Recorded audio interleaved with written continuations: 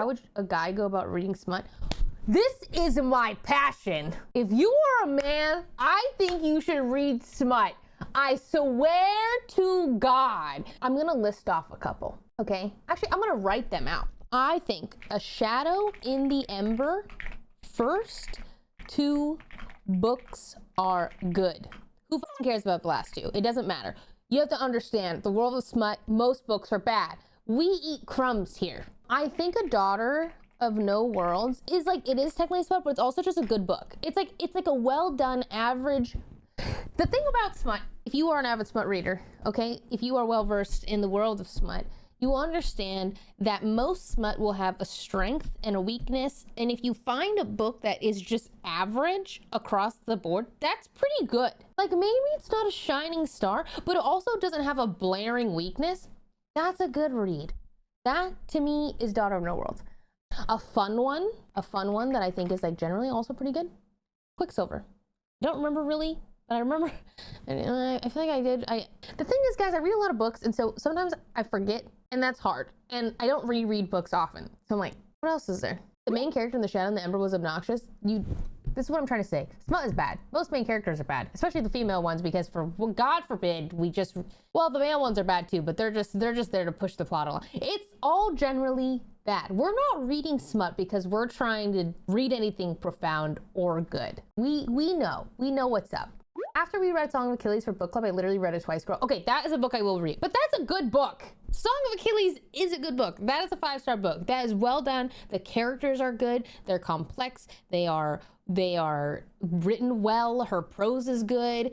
That's just a good book. Like we're comparing the Mona Lisa to someone's macaroni art, okay?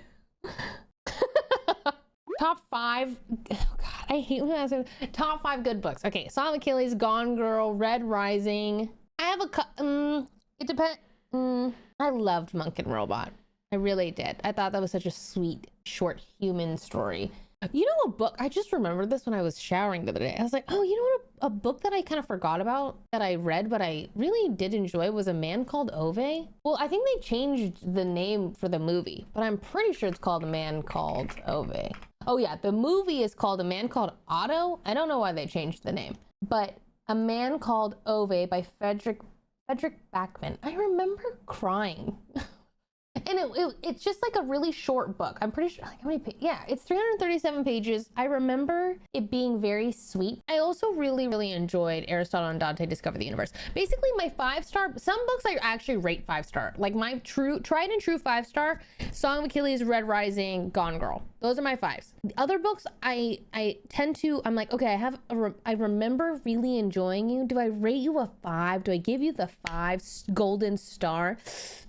I don't do that very often. I've read a lot of books, and that's like, it's hard to earn, but sometimes I'm like, oh, that was an enjoyable read. It's kind of like how I felt about the Poppy War series. You are not a 5-star. You got problems, and I'm kind of glaring at you. But I'm like, wow, cool concept, worth reading, generally enjoyable. Are you 5? No. Are you even a 4? Me? I don't know. But it's like sometimes I just think things are worth reading. Red Rising and the Expanse series were the first 2 I read when I got back into reading, and nothing has been enjoyable since.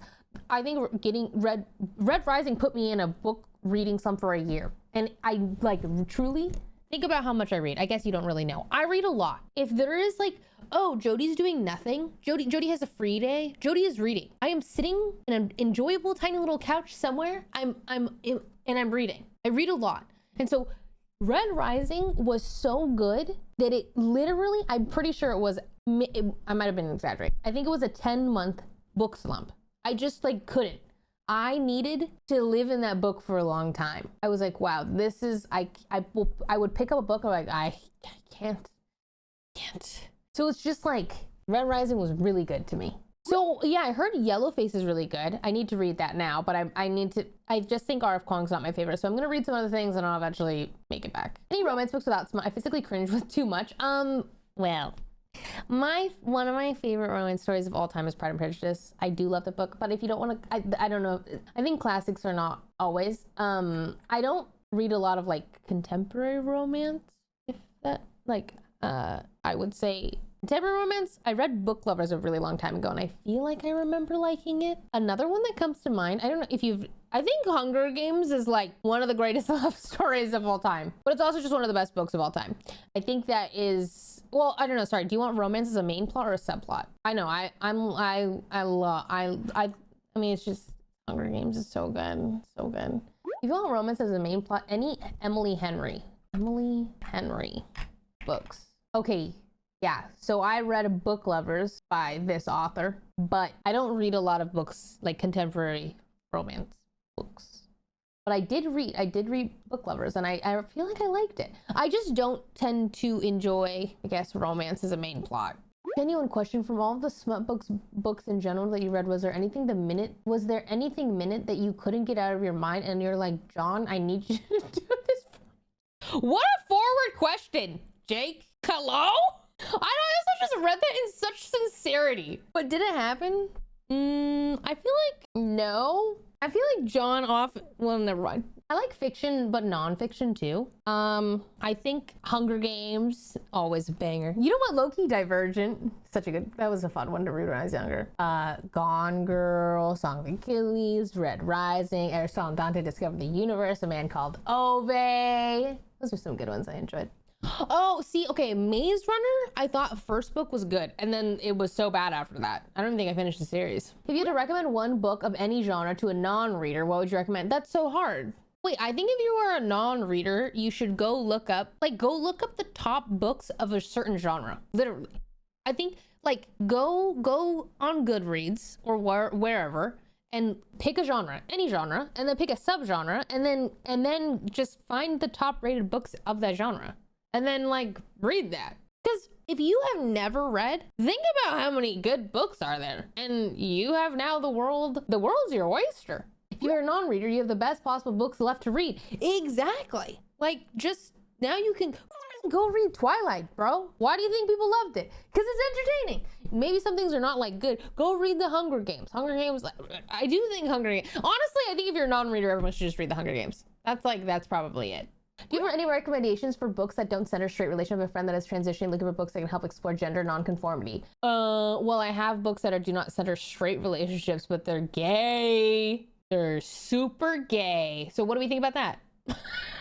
I got plenty of those. I don't, but for gay, Song of Achilles, but that is also one of my 5 stars, but not like that. So good. Aristotle and Dante Discover the Universe. Gay. So gay. Song of Achilles is gay. It follows, well, I don't know, it basically follows Achilles, duh, but it also follows Patroclus, and historians theorize who Patroclus is to Achilles. They were obviously very close and grew up together, but like, oh, was he his cousin? Is he his friend? Is he his lover? And then that's what it explores in a really fantastically well-written way. What's another? Well, this has nothing to do with basically the main character in this book is non-conforming to gender, and I guess the society in general, but it's not like the main plot. Monk and Robot, another one. Invisible Life of Addie LaRue, no? I can't remember. That's gay. That's hella gay, right? Am I thinking about the right book? No. Yes. No. It's been a long time since I've read that. What else is gay? Don't remember. I know there's another one. I know there's one other that I'm like, oh, that was really good, and it's